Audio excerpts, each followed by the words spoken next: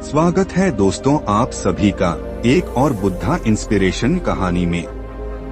दोस्तों, महात्मा बुद्ध कहते थे कि अगर हम अपने जीवन में बोलने की कला को सीख जाते हैं तो हम जो भी पाना चाहते हैं वह सब पा सकते हैं। एक समय की बात है, एक छोटे से गांव में एक ऐसा युवक रहता था जिसका नाम अर्जुन था। अर्जुन का चेहरा बहुत ही साधारण सा था, लेकिन उसकी आंखों में एक चमक थी जो उसे बाकी सब गांव वालों से अलग करती थी। गांव वाले उसे शब्दों का जादूगर कहते थे, क्योंकि वह जब भी बोलता था तो जैसे उसके शब्दों में कोई मायावी शक्ति होती थी। छोटे से लेकर बड़े व्यक्ति तक सभी उसकी बातें बड़े ध्यान से सुनते थे। दोस्तों, अर्जुन के पास दुनिया की कोई दौलत नहीं थी, न ही कोई खास संपत्ति, लेकिन उसमें एक अद्भुत गुण था। वह बिना किसी डर और संकोच के सबसे सच्ची और दिल से बातें करता था। उसकी वाणी इतनी प्रभावशाली थी कि वह अपने शब्दों से किसी का दिल जीत लेता था। लोग उसे देखकर अक्सर हैरान हो जाते थे, क्या यह वही अर्जुन है जिसके पास कोई पैसा नहीं है, फिर भी यह शब्दों से लोगों को अपना बना लेता है। दोस्तों, गांव में कुछ दिन पहले ही एक नया राजा आया था। जिस राजा का नाम महाराज विक्रम था, वह बहुत ही क्रूर और गुस्सैल था। अपने पहले ही हफ्ते में उसने कई लोगों को सिर्फ इसलिए सजा दी थी क्योंकि वे उसके आदेशों का पालन करने में थोड़ी सी भी गलती करते थे। उसकी ताकत तो अपार थी, लेकिन उसकी वाणी में कोई सौम्यता नहीं थी। अब बात यह थी कि राजा विक्रम ने गांव में एक बड़ी सभा का आयोजन किया था और वहां उसे सभी गांव वालों से मिलकर अपनी नई नीतियां बताने के लिए कहा था। दोस्तों, गांव वालों के मन में एक डर था कि अगर हमने कुछ भी गलत कह दिया तो राजा हमें सजा दे सकता है। लेकिन अर्जुन के मन में कोई डर नहीं था। उसे पता था कि वह जो कहेगा वह सत्य और समझ से भरा होगा। और यही वह पल था जब अर्जुन की वाणी की असली परीक्षा होने वाली थी। दोस्तों, सभा में जाकर अर्जुन ने देखा कि सभी लोग घबराए हुए थे। किसी के पास भी राजा से बात करने का साहस नहीं था। लोग चुप थे, बस राजा के आदेशों का पालन कर रहे थे, जैसे कोई बेजुबान बकरियां हैं। लेकिन अर्जुन, जो हमेशा से इस डर को नकारता आया था, उसने धीरे से खड़ा होकर कहा, महाराज, यदि आप अनुमति दें तो मैं कुछ शब्द कह सकता हूँ। राजा विक्रम ने गुस्से में आकर कहा, क्या तुम मुझे कुछ सिखाना चाहते हो? बोलो, क्या कहोगे तुम? यह सुनकर अर्जुन ने न केवल अपनी आत्मविश्वास से भरी आवाज में बल्कि पूरी ईमानदारी से कहा, महाराज, आपके शब्दों में इतनी ताकत है कि अगर आप चाहें तो इन्हें करुणा और सत्य से भर सकते हैं, और यही ताकत आपके राज्य को सचमुच महान बना सकती है। सभी लोग चुपचाप अर्जुन की ओर देखने लगे, जैसे यह कोई अद्भुत बात हो जो पहले कभी किसी ने नहीं सुनी हो। क्या अर्जुन सचमुच राजा को सिखाने की हिम्मत रखता है? ये सब जानने के लिए वीडियो को लास्ट तक जरूर देखें। दोस्तों, बहुत समय पहले की बात है, एक छोटे से गांव में एक युवक रहता था जिसका नाम अर्जुन था। अर्जुन गरीब था, लेकिन उसमें एक अद्भुत गुण था। वह बहुत अच्छा बोलता था। उसकी वाणी में ऐसी ताकत थी कि लोग उसकी बातें सुनने के लिए दूर दूर से आते थे। हालांकि अर्जुन के पास संपत्ति और समृद्धि नहीं थी, लेकिन उसका मन बहुत अच्छा था और उसके बोलने का तरीका इतना प्रभावशाली था कि वह किसी भी समस्या का हल अपने शब्दों से ढूंढ लेता था। गांव में एक दिन एक नया राजा आया। उसका नाम महाराज विक्रम था। वह बहुत क्रूर और गुस्सैल था। एक दिन उसने गांव में एक बड़ी सभा बुलाई और सभी गांव वासियों से अपनी नीतियों के बारे में बताने को कहा। सभी डरते हुए राजा के सामने गए, लेकिन कोई भी उसके सामने खुलकर नहीं बोल सका। किसी ने उसकी नीतियों का विरोध नहीं किया, क्योंकि वे सब डरते थे कि कहीं राजा उन्हें दंडित न कर दे। अर्जुन, जो हमेशा सत्य और शांति की बात करता था, राजा के दरबार में पहुंचा। उसने देखा कि सभी लोग डर के मारे चुप हैं और कुछ भी कहने की हिम्मत नहीं जुटा पा रहे हैं। अर्जुन को यह सही नहीं लगा। उसने धीरे से अपने दिल की बात सोची और राजा से कहा, महाराज, यदि आप मुझे मौका दें तो मैं आपको कुछ शब्दों में अपनी बात कहना चाहूंगा। राजा ने गुस्से में आकर कहा, क्या तुम भी मुझे कुछ सिखाना चाहते हो? बोलो, क्या कहोगे तुम? यहाँ तक तो आपने कहानी सुन ही चुकी थी, लेकिन आगे ये कहानी और भी अच्छी होने वाली है, इसीलिए वीडियो को बिना स्किप किए ही देखें।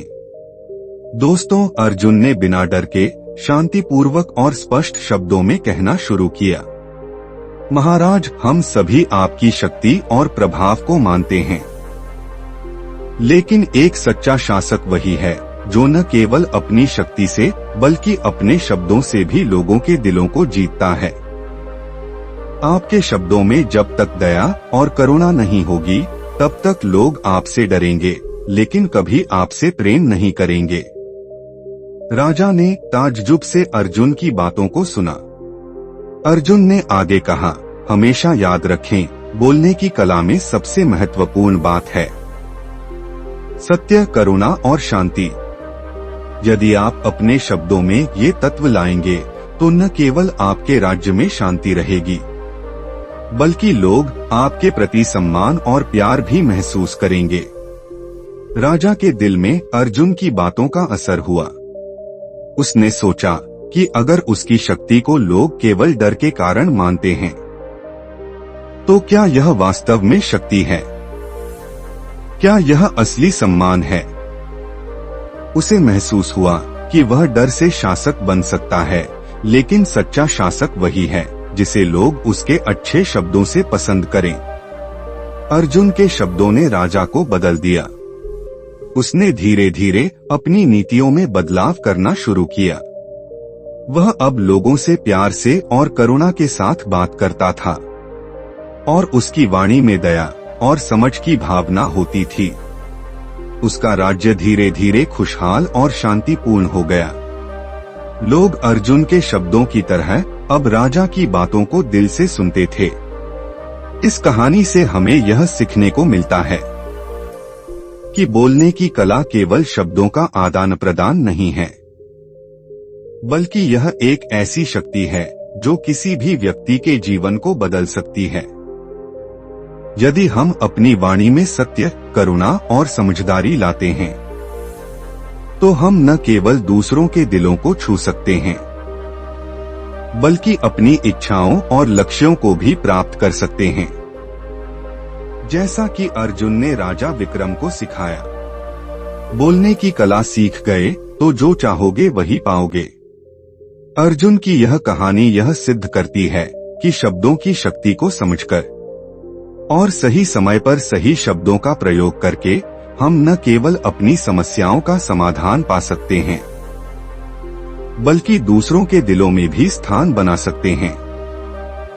बोलने की कला सच्चे प्रभाव और सफलता की कुंजी है। दोस्तों, बोलने की कला इंसान की सबसे महत्वपूर्ण क्षमताओं में से एक है।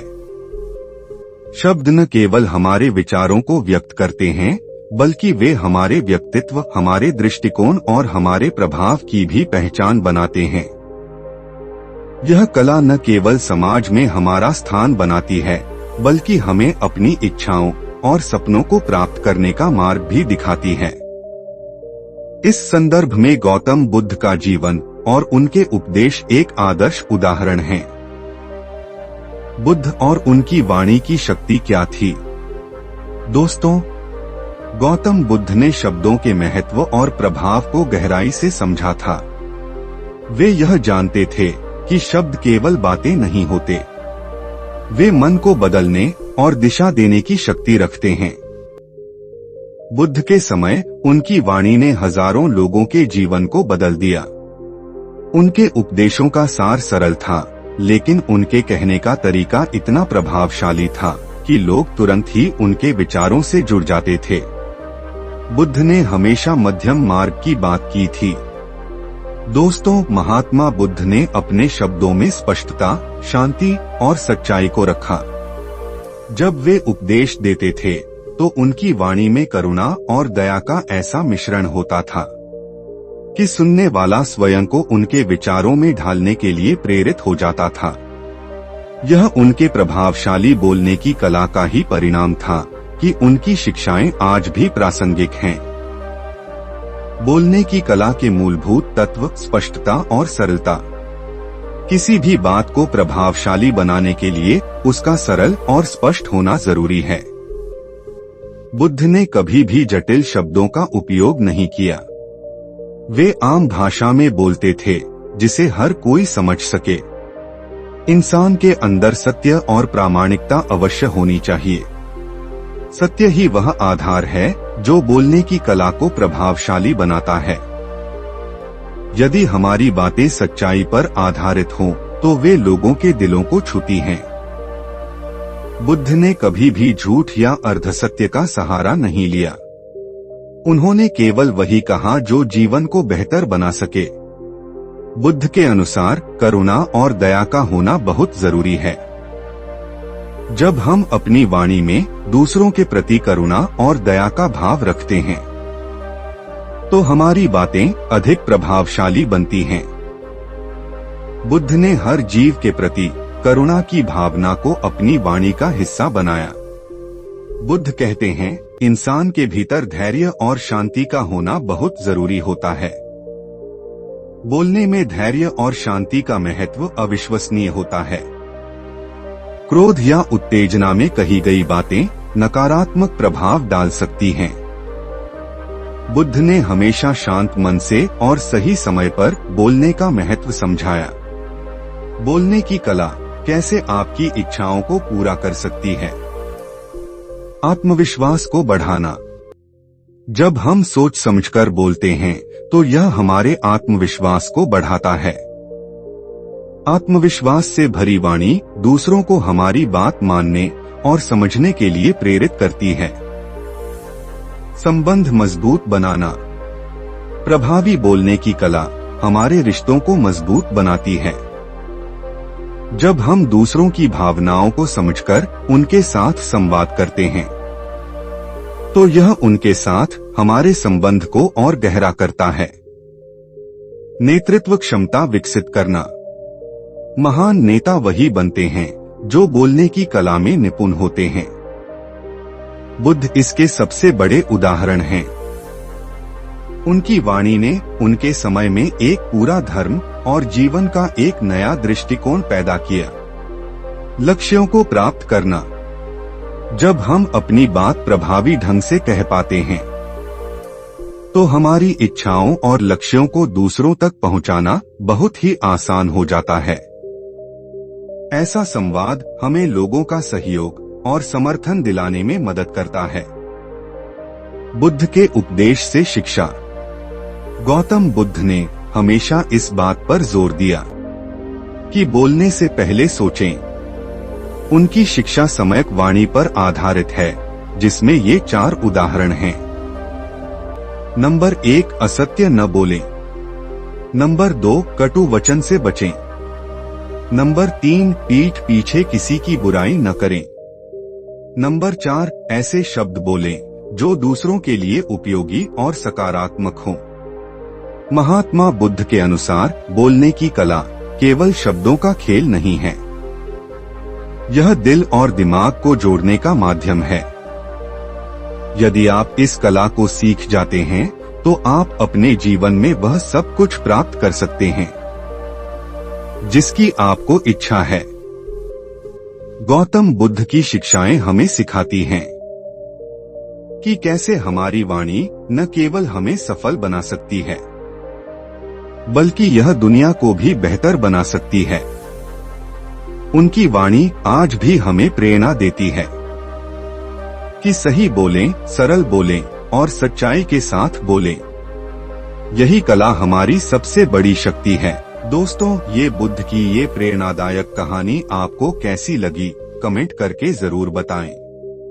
और ऐसी ही जान से भरी कहानियां जानने के लिए हमारे चैनल बुद्ध ज्ञान को सब्सक्राइब जरूर करें। नमो बुद्धाय नमः।